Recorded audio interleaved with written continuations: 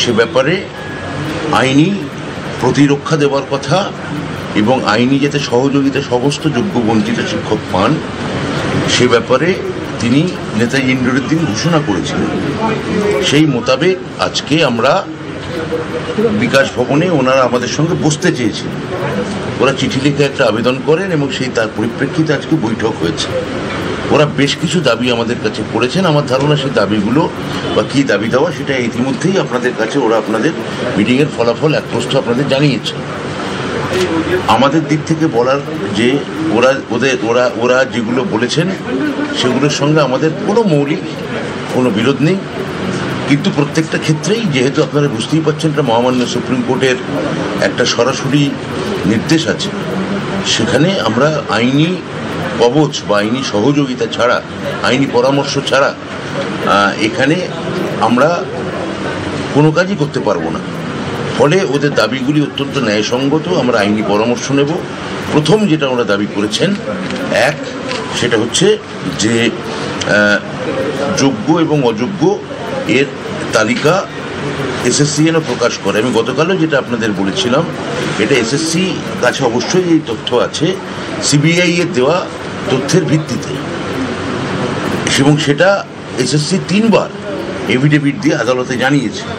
অর্থাৎ যোগ্য অযোগ্য তালিকা আমাদের আছে 1, এবং 2 ওরা দাবি করছেন সেই তালিকা যেন এসএসসি তাদের আমাদের কি না বলে ওয়েবসাইটে তুলে দেয়। এবার এখানে আমাদের তাতেও আপত্তি নেই, কোনো অসুবিধা নেই। আমি এসএসসিকে জিজ্ঞেস করেছি, এসএসসির চেয়ারম্যান ওখানে আছে, এসএসসিরও কোনো অসুবিধা নেই। সিবিআই থেকে প্রাপ্ত তালিকা যোগ্য অযোগ্য যেটা তাদের হাতে আছে তারা তুলে দিতে পারেন, এবং সেখানে কোনো সমস্যা নেই যদি আইনি পরামর্শ আমরা ইতিবাচক পাই। এই মূল 2টি দাবি ওরা আমাদের কাছে করেছিলেন। তার পরিপ্রেক্ষিতে এই কথা আমি এখন আপনাদের জানালাম। আপনাদের যদি আর কিছু প্রশ্ন থাকে সেটা আপনারা করতে পারেন। আনুমানিকভাবে আইনি পরামর্শ চাওয়া হচ্ছে। আমার মনে হচ্ছে সপ্তাহ 1.5-2 মধ্যেই আমরা এর একটা নিষ্পত্তি করতে পারবো। ওরা বলছিল 21 তারিখে আপনারা এই ওয়েমার যোগ্য অযোগ্যের তালিকা প্রকাশ করবেন। তাহলে আজকে যদি 10 তারিখ হয় আর 21 তারিখ যদি আর 11 দিন পরে হয়, আর আমার বলে যদি 2 সপ্তাহ হয়, তাহলে 2 সপ্তাহ থেকে 14 দিন থেকে 2 সপ্তাহ মানে যদি 14 দিন হয়, তার থেকে 3 দিন কমান, তাহলে সেটা হচ্ছে যোগ্য অযোগ্য তালিকা যখন আপনার কাছে ছিল তাহলে এত সময় লাগলো কেন? কোনো সময় লাগেনি, দিয়েছে। আমি তো বারবার করে বলছি এটা একটা তৈরি করা, আমাদের বিরোধী দলের তৈরি করা ন্যারেটিভ। আপনারা সেই ন্যারেটিভে পা দেবেন না অনুগ্রহ করে, আমি বলছি আপনাদের। হ্যাঁ, মিরর ইমেজ, সেটাও আমরা আইনি পরামর্শ নেব। সেটা যদি সম্ভব হয় আমরা তুলে দিতে কোনো অসুবিধা নেই। সিবিআই রিকভার করেছে ওইটা তো? হ্যাঁ, অবশ্যই তুলে দিতে পারি।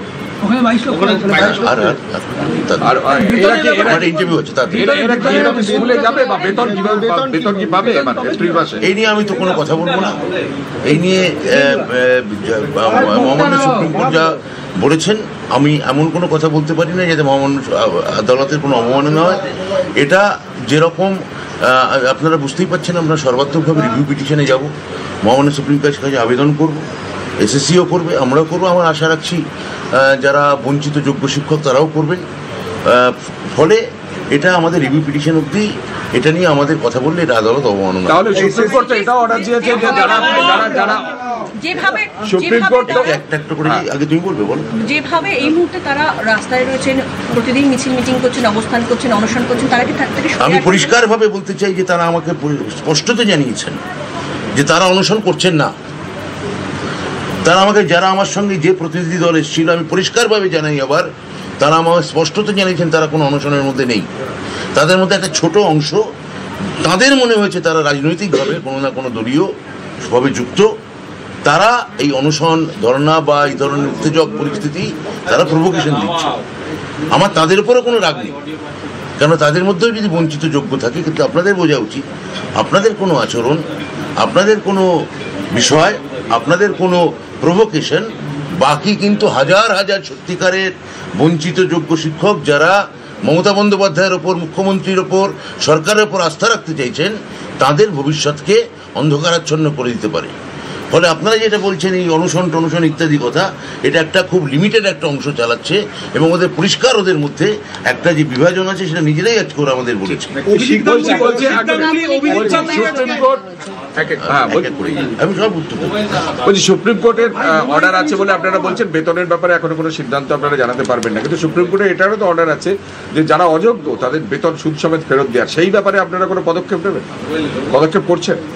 দেখুন, রিভিউ পিটিশনের জন্য আমরা ওয়েট করবো এবং ইতিমধ্যে আমরা এটাও বলেছি আমরা ক্লারিফিকেশনে গেছি। 17 তারিখ সেটা নিয়ে একটা মামলা আছে, তা 17 তারিখে মামলার ফলাফলটা একটু দেখে নিই, সেটা নিয়ে তখন নির্দিষ্টভাবে বলতে পারবো।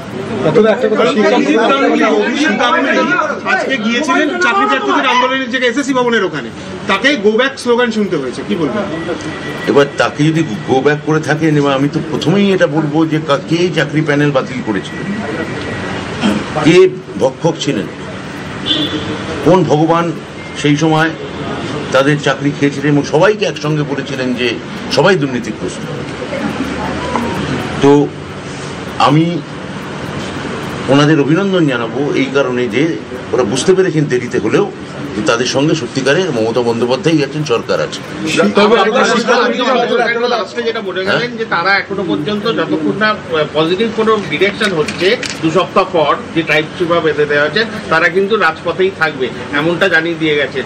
এই ব্যাপারে সেটা আমি তো ওদের সঙ্গে সহমত, আমি ওদের সঙ্গে একমত যে যেটা আমরা প্রতিশ্রুতি দিয়েছি তাই যদি রাখতে না পারি, তাই যদি ভুয়ো বলে পরিগণিত হয়, তাহলে তো সত্যিই তাদের আন্দোলন থাকা উচিত।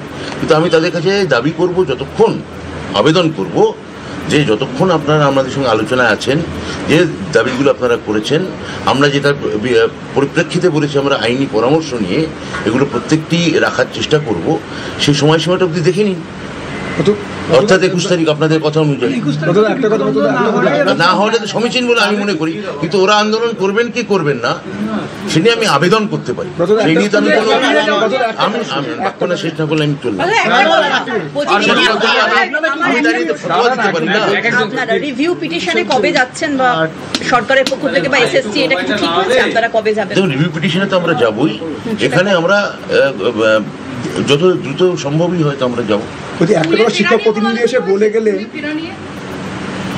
স্কুলে, আমি ওদের ফিরতে বলেছি, বিশেষত যোগ্য যারা আছেন, আমি আবার বলছি, আপনাদের মাধ্যমেও বলছি, আপনারা স্কুলে যান, স্কুলের সঙ্গে বিলঙ্গিং